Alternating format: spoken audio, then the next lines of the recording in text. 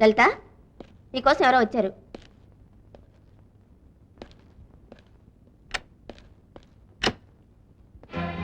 ఎందుకు వచ్చారు? నువ్వేమిటో తెలుసుకుందామని. తాళి కట్టక ముందు అవసరం లేని నా గతం నేను నేరస్తురాలని విన్న తర్వాత తెలుసుకోవాలనిపించిందా? లలిత, దయచేసి వెళ్ళిపోండి. పరిస్థితి తెలుసుకోకుండా నా మెడలో పసుపు తాడు కట్టినందుకు ఇక నేను మిమ్మల్ని నిందించను. మీరు మరో పెళ్లి చేసుకుంటే ఈ బంధం చూపించి మీకు అడ్డు తగలను. ఇక నా జీవితం నాది, మీ దారి మీది. అలాగని ఎక్కడ సంతకం పెట్టమంటే అక్కడ పెడతాను. నిజం చెప్పు, ఆ హత్య ఎలా జరిగింది? చెబితే శిక్ష తగ్గించడానికి ప్రయత్నిస్తారా? వద్దు, మీరెవరు నన్ను కాపాడలేరు. ఆ అవసరం కూడా నాకు లేదు. లలిత, నువ్వేదో మదన పడుతున్నావు. జరిగిన వాస్తవం చెప్పు. నా వాదనకి విలువ లేదు. ఆ హత్య నేనే చేశానడానికి బలమైన సాక్ష్యాలున్నాయి. సాక్ష్యాలకు విలువలేని సంఘటనలు చాలా ఉన్నాయి. జరిగిన సంఘటనలు స్వార్థపరులు వాళ్ల కనువుగా మార్చుకున్న ఘటనలు కూడా చాలా ఉన్నాయి. నా కథ కూడా అంతే. ఏమిటి ఆ ఘటన? చెప్పు లలిత. నీ కష్టాలను ఆర్చి తీర్చేవాడిగా ప్రశ్నించటం లేదు, సాటి మనిషిగా, స్నేహితుడిగా అడుగుతున్నాను.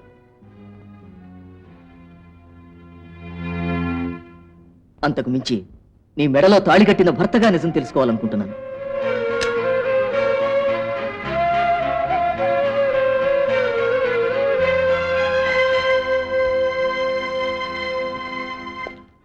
చెప్పు లలిత.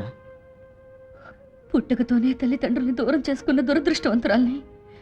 కంటికి రెప్పలా పెంచిన అన్నయ్య తను కష్టపడి టైలరింగ్ చేస్తూ నన్ను చదివించాడు. నేను డిగ్రీ ఫస్ట్ క్లాస్ లో పాస్ అయ్యాను. స్టూడెంట్స్, లేడీస్ అండ్ జెంట్మెన్, రాష్ట్రం మొత్తం మీద బిఏలో అత్యధిక మార్కులు సంపాదించి ఎకనామిక్స్ లో గోల్డ్ మెడల్ పొందిన కుమారి లలిత మన కాలేజీకి గర్వకారణమైంది.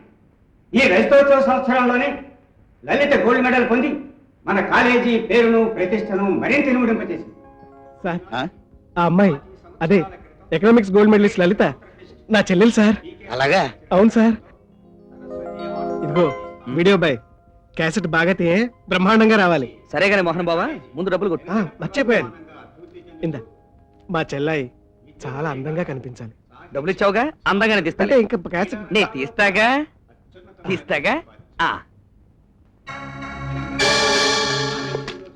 ఎవడరాను? ఇది టిఫిన్ మాత్రం. రేపు ఫుల్ మీల్స్ ఇంటికి తీసుకొచ్చి ఇవ్వలేదనుకో, బ్లూ ఫిల్మ్ భాగవతంలో నిన్ను బొక్కలో దోసి మొక్కలు ఎరగొడతాను. అంత అవసరం రాణిస్తానా? రేపు తప్పకుండా మామూలు ప్లస్ బ్లూ ఫిల్మ్ క్యాసెట్ తో కనపడతా.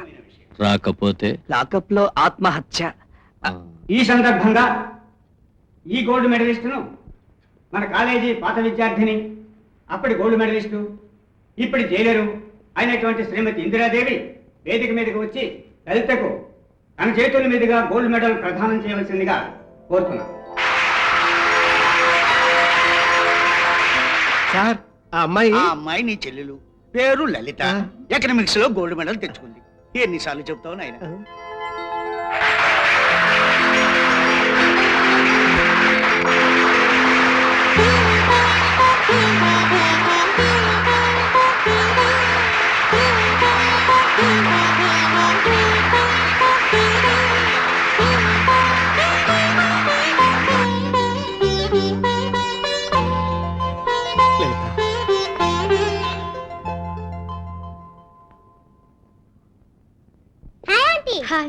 ఏమిటి రాము, సీన్ రిపీట్ చేస్తున్నావా?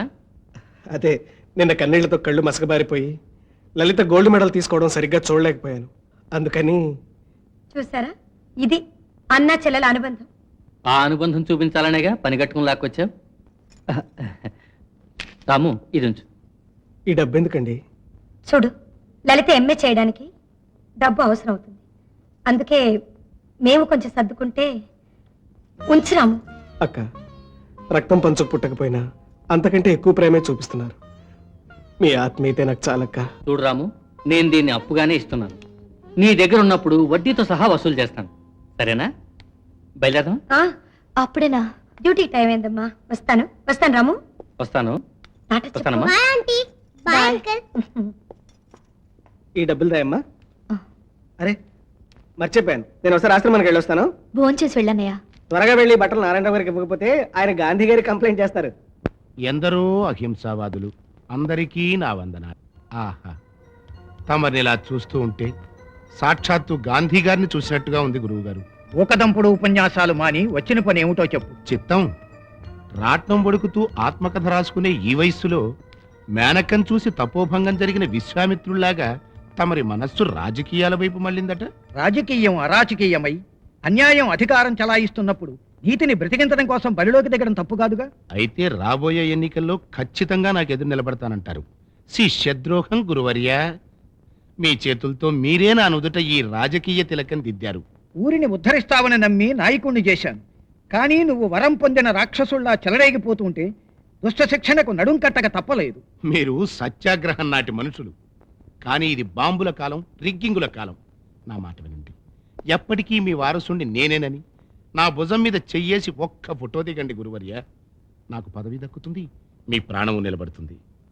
స్వతంత్రం సాధించడానికే కాదు, ఆ స్వతంత్రాన్ని రక్షించడానికి కూడా ప్రాణాలు అర్పించాలన్నాడు మహాత్ముడు.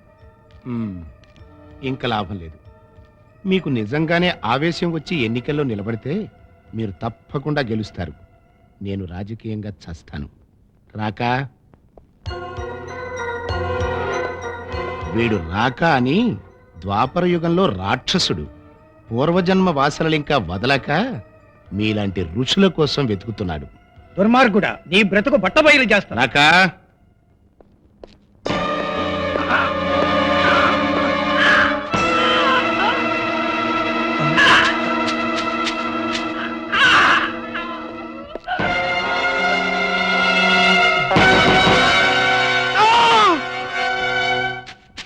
రాకా వన్ పట్టుకో.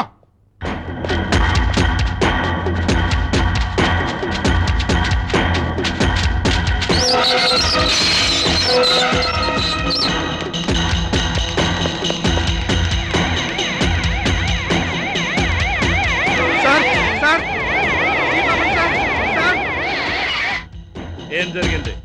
హత్య జరిగింది సార్. వాట్? అవును సార్, మాజీ మున్సిపల్ చైర్మన్ నారాయణరావు గారిని చైర్మన్ కోట శ్రీనివాసరావు రాక కలిసి హత్య చేశారు సార్. నా కళ్ళారా చూశాను సార్. రాస్కెల్, అబద్ధం చెప్తావరా? రేపు కోర్టులో కూడా కేసు ఇలా అడ్డం తిప్పుదామనేనా నీ ఉద్దేశం? ఏమిటండి మీరు అనేది? పింగళ్ నారాయణరావు గారిని నువ్వు హత్య చేయటం నేను కళ్ళారా చూసా. అదేంటి సార్? ఇప్పుడు జరిగిందని ఈ విధంగా మారుస్తారా? పద పోలీస్ స్టేషన్కి. నేను రాను. రేయ్, వదలండ్రా. వదలండ్రా. రేయ్, వదలండ్రా. రేయ్, పోలీసులు హంతకులు అంతా ఒకటై ఈ నేరం నా మీదకు తోస్తారా?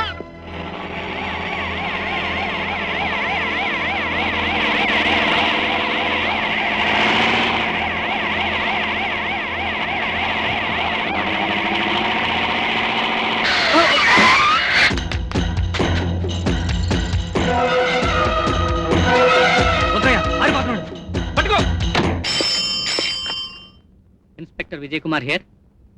వాట్? నారాయణ గారిని హత్య చేశారా?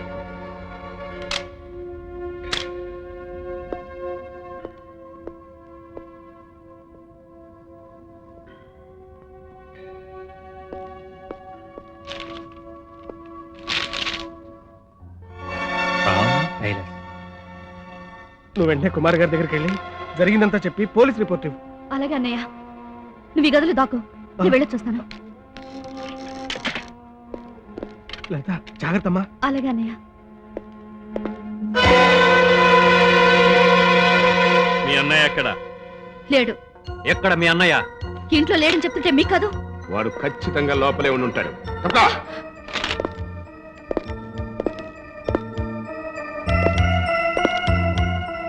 ఏమిటి దౌర్జన్యం? మర్యాదగా మీ అన్నయ్యని బయటికి రమ్మను. మాటలతో లాభం లేదయ్యా. నిప్పు లాంటి చెల్లెలు బతుకు బూడిదైపోతూ ఉంటే ఏ కలుగులో ఉన్న పరిగెత్తుకుంటూ బయటికి వస్తాడు. రాకా ఒక్కసారి ఇతిహాసాలు గుర్తొచ్చేలా బీభత్సం చేయరా.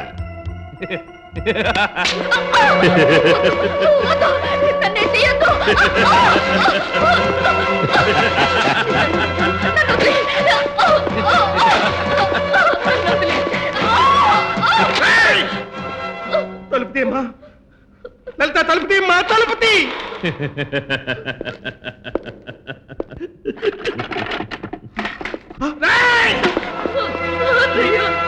లలిత, చెయ్యని నేరాన్ని నా మీద మోపింది చాలక అన్యం పుణ్యం ఎరిగిన నా చెల్లై మీద అఘాయిత్యం చేస్తారా? నీ ప్రాణం తీస్తాను రా. అంత మగాడు అంటా నువ్వు మమ్మల్ని ఎదిరించి నువ్వు బతుకుదావనే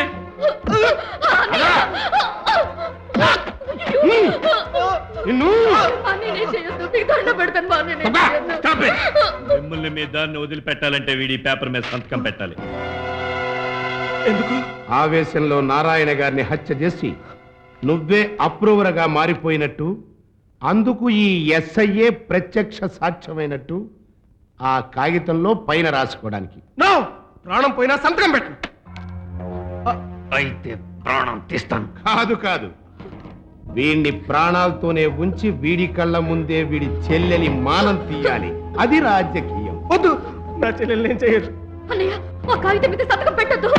ఏమిటే మొట్ట గిడుసులాగా ఎగిరెగిరి పడుతున్నావు? రాకా నీ సంగతి.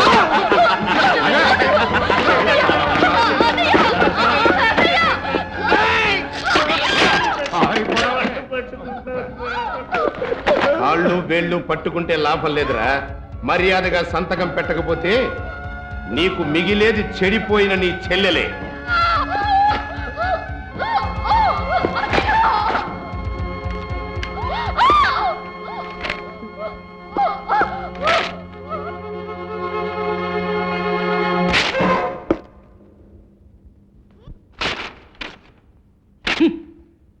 బయట నుంచి మీ గొంతులు వినగానే ఇలాంటి అరాచకం ఏదో జరుగుతుందని ఊహించాను. నారాయణ గారిని హత్య చేసింది మీరు కదూ? మిమ్మల్ని అరెస్ట్ చేస్తున్నాను. మూవ్.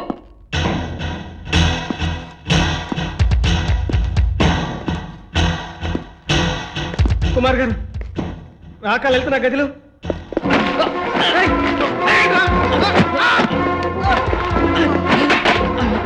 ఇన్స్పెక్టర్, నువ్వు బతికుంటే మాకు చావు తప్పదు. అందుకే నువ్వు చావు.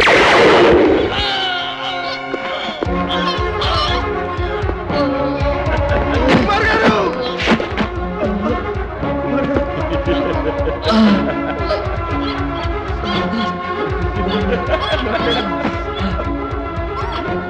రేయ్! నీ అంత చూస్తానురా. మళ్ళీ!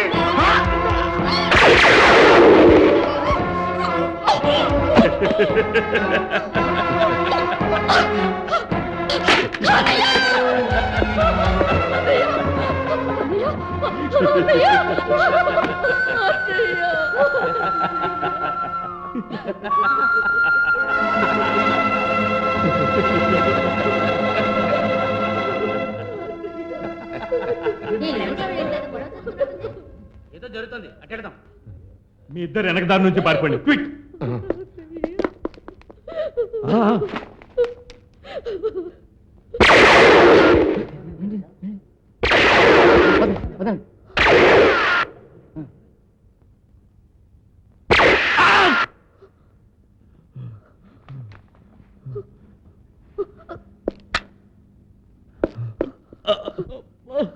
అమ్మో సార్, ఏమిటి సార్ ఇదంతా?